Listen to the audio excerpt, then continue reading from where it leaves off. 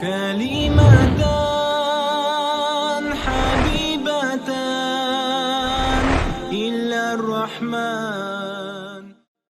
Tentang khusyuk, khususnya khusyuk di dalam salat, ya, diterangkan artinya oleh para ulama, huwa iqbalul muslim ala salah biqalbih mustahdhiran 'azamatallahi ta'ala mutadabbiran fi ma'ani ayatil Qur'an wa mutafakkiran fi jami'il aqwal wal af'al al-mashru'ah fi salah ma'al muhafadhah ala syurutis salah wa arkaniha wa sunaniha. Jadi khusyuk dalam salat artinya seorang muslim menghadap kepada Allah dengan sepenuh hatinya, merenungi keagungan Allah Ta'ala, ya, meresapi keagungan Allah, kebesaran Allah Ta'ala, dan mentadaburi makna ayat-ayat Quran yang dia baca, dan mentafakuri semua perkataan dan perbuatan yang dilakukan di dalam salatnya, seperti ruku, sujud, subhan rabbiyal a'la, subhan rabbiyal azim, mentafakuri makna dari zikir-zikir yang dia baca dan gerakan-gerakan salat yang dilakukan, disertai dengan menjaga rukun-rukun salat dan sunnah-sunnahnya, ya.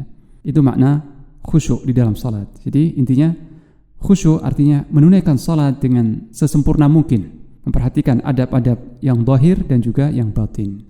Nah, salatnya seperti ini yang diterima oleh Allah Ta'ala dan dicatat pahalanya. Sebab terkadang seseorang itu salat tapi hanya dicatat separuhnya saja, atau seperempatnya, atau seperenam, atau seperdelapan, atau sepersepuluh saja.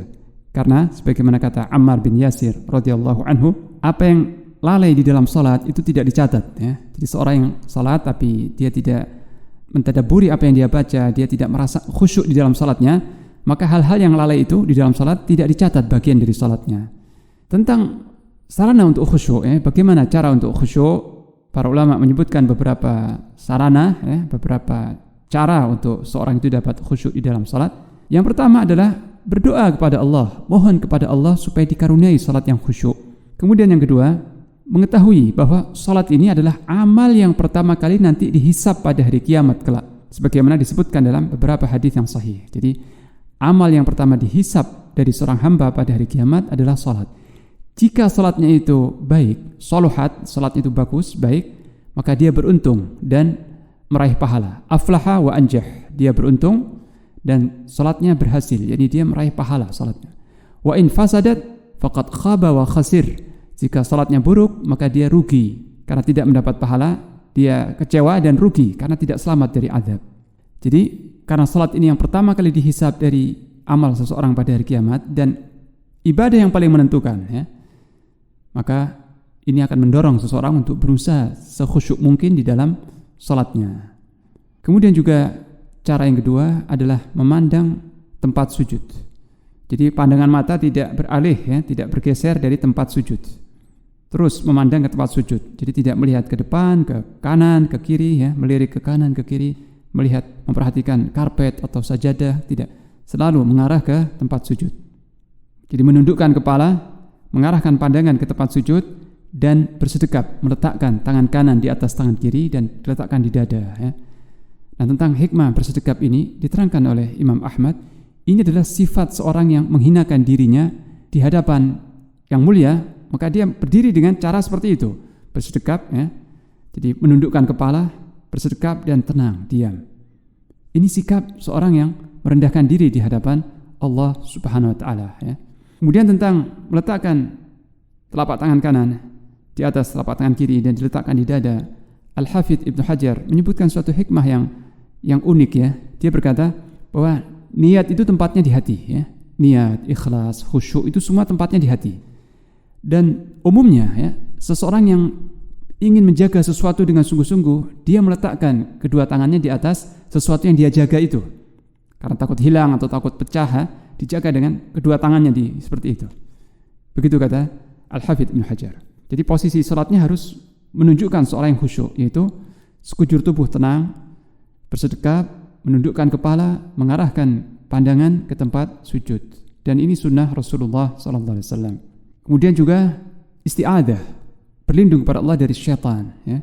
Jadi kalau seseorang merasakan gangguan syaitan di dalam salatnya, maka jangan ragu-ragu, hendaknya dia mengucapkan a'udzubillahi minasyaitonirrajim, kemudian meniup ke kiri 3 kali, ya. Meniup dengan sedikit ludah ke kiri 3 kali, sebagaimana diperintahkan oleh Rasulullah SAW ketika ada seorang sahabat yang bertanya, wahai Rasulullah, saya mendapati dalam salat saya syaitan mengganggu bacaan saya, bacaan Quran saya.